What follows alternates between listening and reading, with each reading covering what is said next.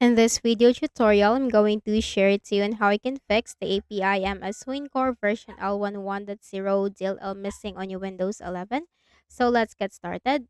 First is you have to check your system types. To go to the Windows search bar, type system info.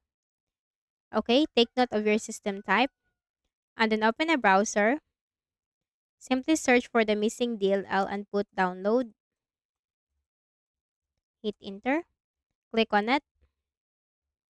Scroll down and you have to look for the version that is on the architecture or the system type. Click on download.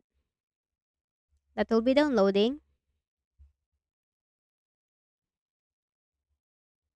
Click on the folder icon.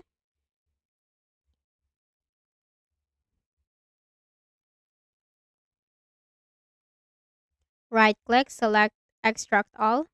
Click on extract. Copy the DLL file. Right click, select copy. Go to this PC. Double click on the Windows C drive. Scroll down to the Windows folder. Scroll down to System32 folder. So if you are 64-bit, go to System32. If you are 32-bit, go to SYSWOW64. I'm a 64-bit, so I'm going to System32. Right click on and select paste.